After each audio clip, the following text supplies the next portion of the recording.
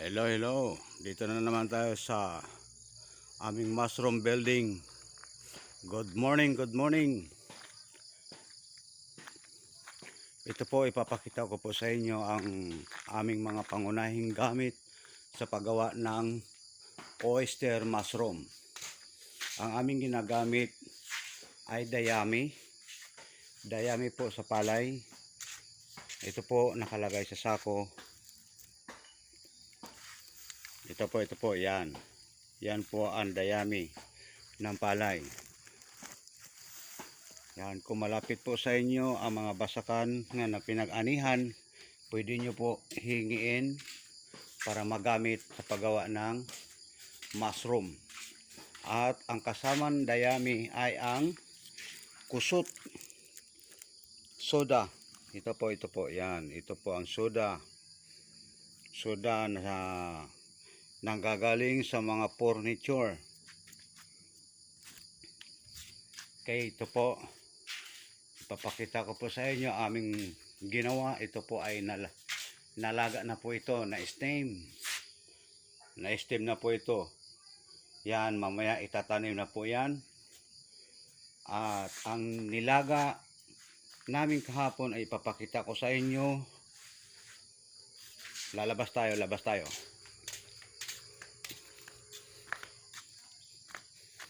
Ayun po. Ayun.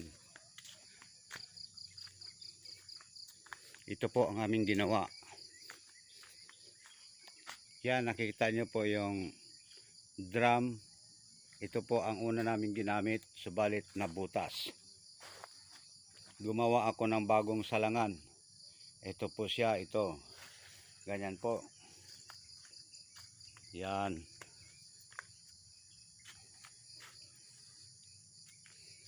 Yan, ganito. Yan, ganyan. Ayan, mataas po yan, mataas.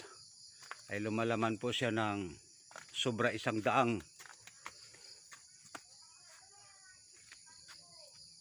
Okay. Titingnan po natin. Ito na po siya. Ito po. Ang mga protein bag na aming ginawa. Yan. Yan guys, titingnan nyo po. Yan, ito po yung mga protein bag na aming ginamit. Na ginawa. At niluto, in-steam po namin siya ng 8 oras. Okay, dadako po tayo dito po sa aming taniman.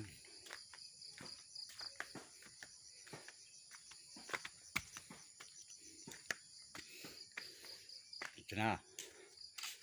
Ito po, yan. Ito po ang aming mga protein bag na tinanim. Nakasalansan po siya.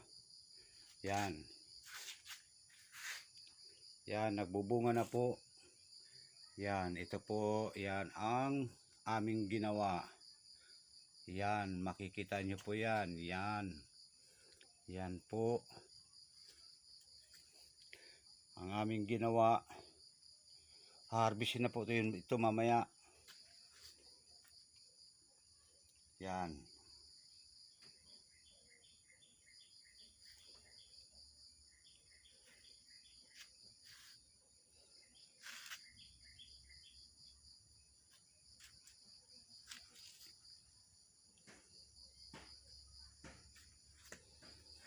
Sa pamamagitan po ng mga dayami at kusot na galing sa furniture na aming ginamit, ito na po ang aming oyster mushroom. Tumubo na po siya. Ayan po, ayan. Yan, nakapile ho lahat yan. Yan.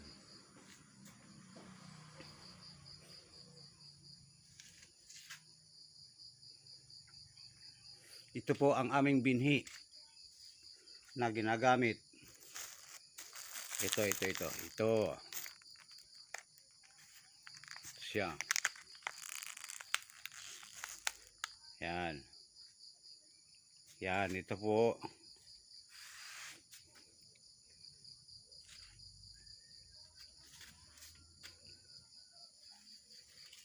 Siya, malapit na rin po ito magbubunga. Uy, mayroon ng umusli. Ayan, malapit na po ito.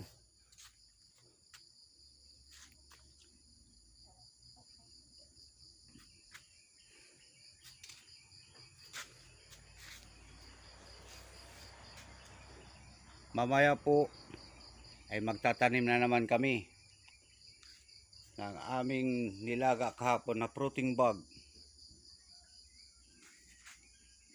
At ipapakita ko rin po sa inyo kung paanong tumanim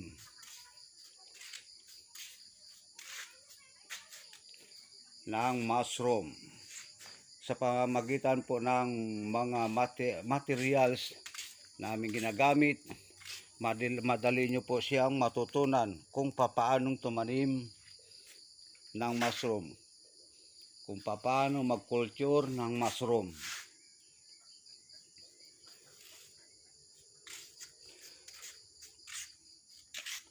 Ayan po, yan ang aming mga tinanim.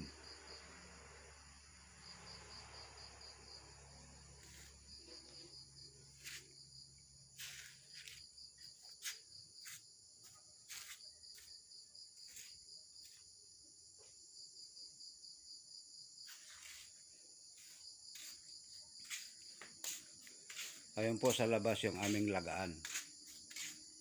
Ayan. Yan. Hahanguin ko ngayon yan para palamigin at bago taniman.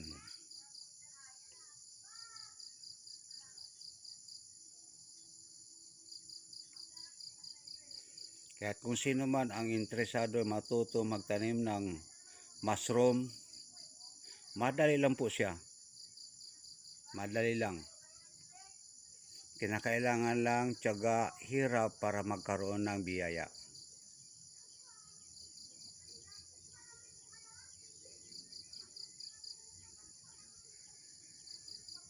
Kaya guys, maraming salamat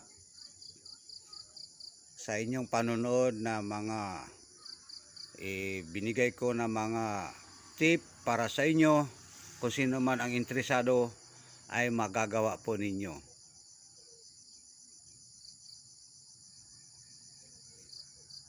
Pakishare lang po sa iba ang video ito kung sino man interesado, may matutulungan natin sila kung paano gumawa ng mushroom. Sa sunod pa na mga upload kong video ay himay-himayin ko para inyo pong malalaman kung ano ang mga dapat gawin.